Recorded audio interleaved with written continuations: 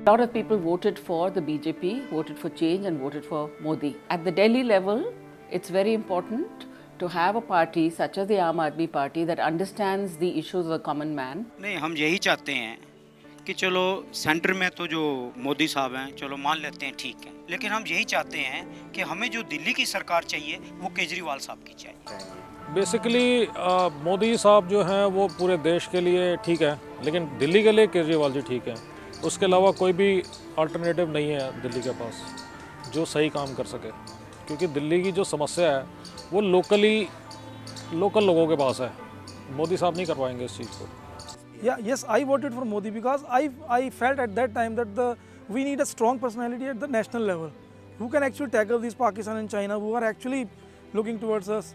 But at the domestic level, I would vote to Kejriwal because there is another internal, basic evil we can say, which is corruption, which actually does not actually allow the people to prosper. Centre में yes Modi was the one option left only, और सबको एक विचार थी कि नहीं अब की बार मोदी सरकार, और वाकई ये पूरा का पूरा सिनेरियो जो था वो मोदी पे फेस था।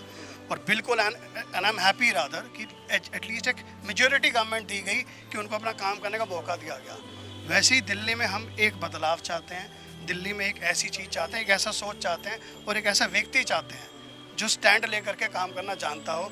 तो कोशिश हमारी ये रही कि दिल्ली में भी वो बदलाव ज़रूर आए और फुल मेजॉरिटी के साथ आए एटलीस्ट कम से कम, ताकि अपना काम करने का मौका मिले। मोदी जी को सपोर्ट किया था उनकी स्वच्छ छवि को देख के, पर अरविंद केजरीवाल जी जो है उनका जो स्टाइल है वो मुझे लगता है कि मोदी जी से ज़्यादा इफेक्टेबल है। बहुत ज़्यादा मेहनती हैं, रात दिन लगे रहते हैं पब्लिक के प्रति। उनका जो रुझाव देख के अब की बार भी जो है पूरे परिवार का वोट जो है हमारा उन्हीं को जाएगा। Whatever he did being in power, because he was one leader who did not believe in words so much, his actions spoke more than his words. Lok Sabha के टाइम पे मैंने तो दिया तो आम आदमी पार्टी को ही था, तब भी बीजेपी को नहीं दिया, क्योंकि मेरा भरोसा उनमें आज भी नहीं है बीजेपी में। ये भी कांग्रेस का ही एक दूसरा पार्ट है, उसके अलावा कुछ नहीं है, क्योंकि सारे नेता तो इसी के कांग्रेस वाले इसमें आ गए। ये थोड़ी ना चेंज होने देंगे बाकी चीज़ें। So what is the use of this? He has not kept his promise. I think the only credible party that is on a real anti-corruption plank in India today is the Aam Aadmi Party because of the nature of the way it has fought elections and won them. कि BJP भी कुछ नहीं कर रही है, अभी MCD में BJP है और ऊपर मोदी जी हैं, लेकिन फिर भी इतने उनसे भी कुछ हो नहीं पा रहा है। जितनी चोर बाजारी हो सकती है उतनी हो रही है अभी भी।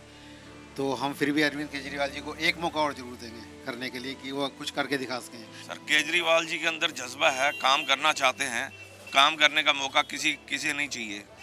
जो काम करना चाहता है उसे मिलना चाहिए मौका, क्यों नहीं मिलना चाहिए। अरविंद में लोगों ने एक भरोसा देखा है, अरविंद जी जो कहते हैं वो काम करते हैं। विधानसभा में तो एक लोकल मुद्दे होते हैं सारे, जिसमें ये कोई मोदी जी का कोई इफेक्ट नहीं है। यहाँ पे दिल्ली में सिर्फ मोदी जी चिल्ला रहे हैं कि साहब मोदी इफेक्ट है, ऐसा कुछ नहीं है। इस बात से कोई फ़र्क दिल्ली वासियों को नहीं पड़ता कि सेंटर में सरकार बीजेपी की है क्या है, लेकिन चूँकि उन्होंने देखा है 49 दिन का शासन, 49 डेज़ का शासन देखा है, तो लोग मैक्सिमम मैं सोचता हूँ इस बार इलेक्शन हो जाए तो आम आदमी पार्टी की 45 से 50 सीटें 100% आएगी। ईमानदारी और सच्चाई कहीं भी नहीं है वहाँ पे, सिर्फ बोलना भाषण देना उससे देश नहीं चलता है।